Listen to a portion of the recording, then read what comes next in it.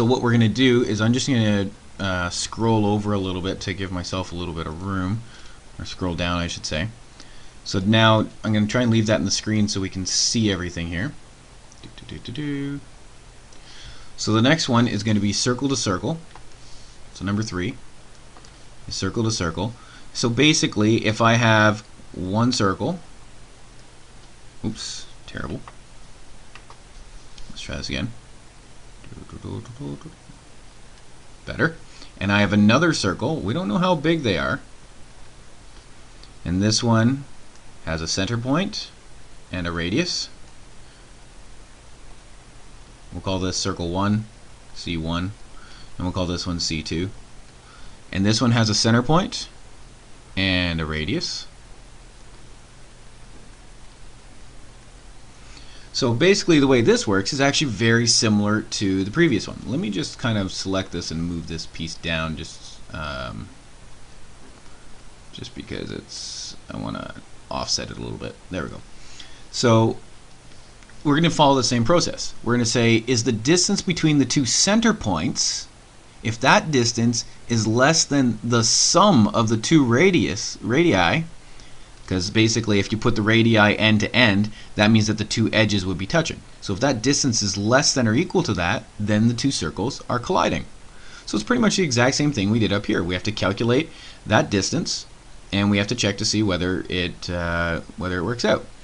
Now there's actually a few shortcuts we can do, and we can actually apply the same shortcut up here as well to save some CPU time. But I'm going to show you it down in here because this is going to be much more common than you putting a point inside of a circle anyway.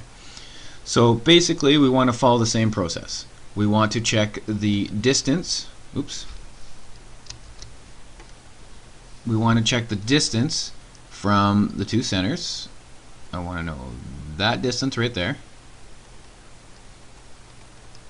And we're going to do that by Pythagorean theorem.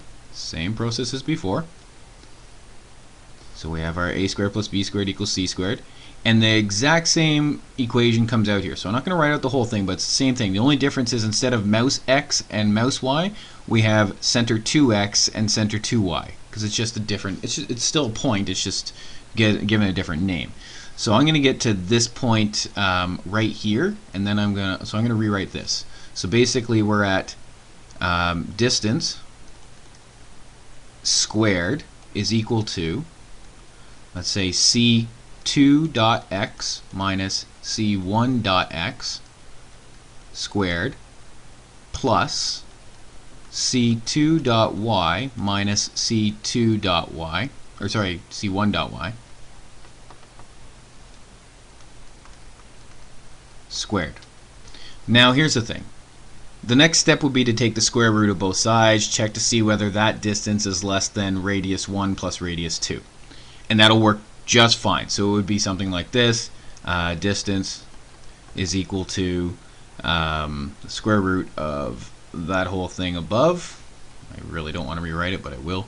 c2.x minus c1.x squared plus c2.y minus c1.y squared. So if distance is less than or equal to radius 1 plus radius 2, then we have a collision. Great. Return true. And that'll work just fine. No problems whatsoever. Return false. Here's where my concern is. The square root. Square roots on CPUs are insanely expensive because basically the way a CPU does square rooting is it's like a guess and check algorithm. It's like if you tried to do a square root of a tough thing without a calculator and you're just trying to guess and guess and guess and guess until eventually you got it right. Now it does intelligent guessing, but it's still basically a guessing algorithm when it breaks down. So we want to try and avoid this square root. So rather than go to this step here, the one with the square root, we want to stop here where the distance squared is measured. Okay? So, but the problem is how do we deal with the radii? Well, because we didn't take the square root of both sides and bring it down a notch, that means we need to bring this one up a notch. So we need to square this piece. and then we can actually leave the distance squared as it is. So it's a lot cheaper to square this than it is to take the square root of this whole mess. So our equation actually, I'm going to write this out in blue, can actually be something more along the line of this. So let's assume we have a variable called dist sq, which stands for the distance squared, which is this point right here. So we could actually rewrite this out a little bit. Let me just scroll down a little bit more so we have a little bit of space. And up here we could say if dist sq, which is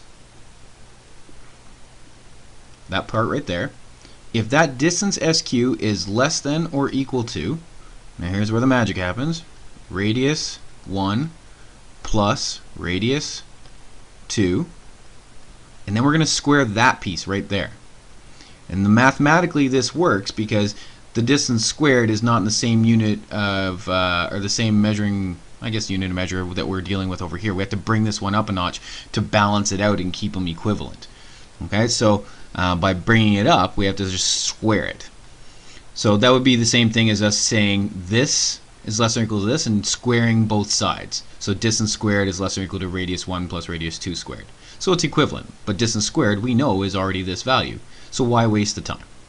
So we're just going to stop right there. So here we would just return true.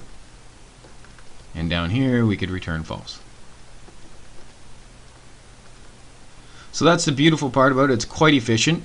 Similarly speaking, we could do the exact same thing we did here with distance squared up here on this test and do distance squared less than or equal to radius squared. And it would work just fine, and it would be friendly to the CPU. So those are the three main algorithms we're going to discuss for collision detection. Box to box, as I said, is going to have its own video chain. Yeah, that one's going to go in more detail. So the next video is actually going to demonstrate these three things in a simple demo program that you can tinker with later on and apply to however you see fit.